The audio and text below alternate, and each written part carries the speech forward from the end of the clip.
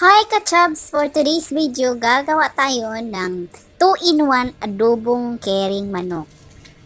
First, hugasan na to ang manok para dili butangan na to og asin para tanggal ang lansa. Never mind lang ta dinha sa area nga atong ginalutuan ka-chubs ha, kay syempre gasulbong ang aso ang gamit nato. Wala man tay kuryente nga panluto, gasulbong nga aso. Never mind sa lutuan, bahala itong basta limpyo. Samtang nagpainit pa ta dinha sa ato ang kalaha, naglunod ta og ahos. Ipanglunod na to ang mga lamas, samtang naghulata nga mo brown ang atong mga lamas, timplahan na usab nato ang atong manok. I-marinate nato siya mga 3 seconds. 3 seconds! Dali out! Kaya sa atong tanaw na brown na ang atong ahos, ato na ilunod ang mga sunod pang mga lamas, mga ricados sama sa sibuyas o luya. Pasensya na mo sa akong voice over, kay bago lang ko, kay karon dili jud ko ingon nga mahilig og voice over, karon lang jud ko nagtry og voice over.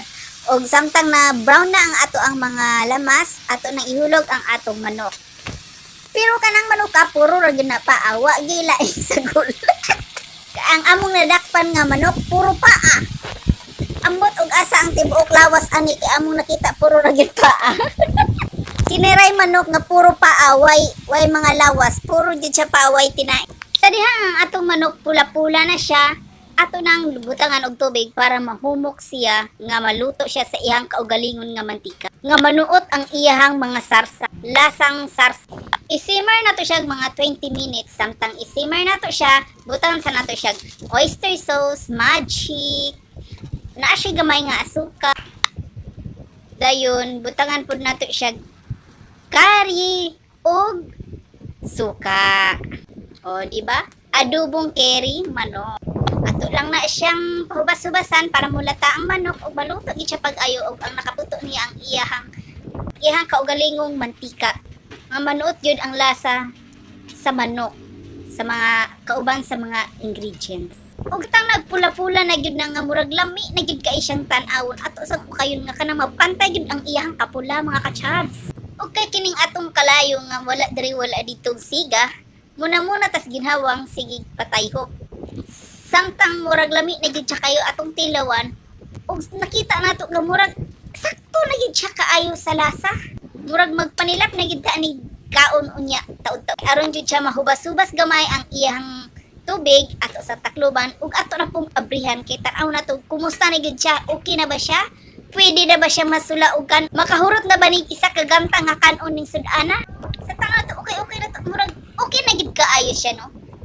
Pero murag kulang pa gyud siya sa ato ang pananaw, kulang pa gyud siya og hubas-hubas. Inahalan na sauce na lang gyud ang bilin, wala na tubig. Pusa ato ra usab siyang takloban. Gikan sa pagtaklob, niabot ang pagta og 1 minute sa pagtaklob, ato na usab kining abrihan. Tan-aw na usab nato kini kung unsa nay pamarog niya. Murag lami na jud siya, itom ni jud siya kay taon kauban sa kalaha nga itom di halos di na makita. Murag gamay na lang jud siya kaayong kulang, maluto na jud siya mga ka-chubs. Murag kulang na gid kay ni ang kanon nato nga isa ka ganta. Murag kaya na gid siyang muhurot og 3 ka kilong. Pula-pula na gid siya mga ka-chubs. Mo na gid ginatawag nga adobong curry ni mga ka-chubs. Wala na gid siya tubig. Okay na gid siya kaayo. Murag gigutom na gid ta ani mga ka-chubs. Murag lami na gid kay ihukan og kanon.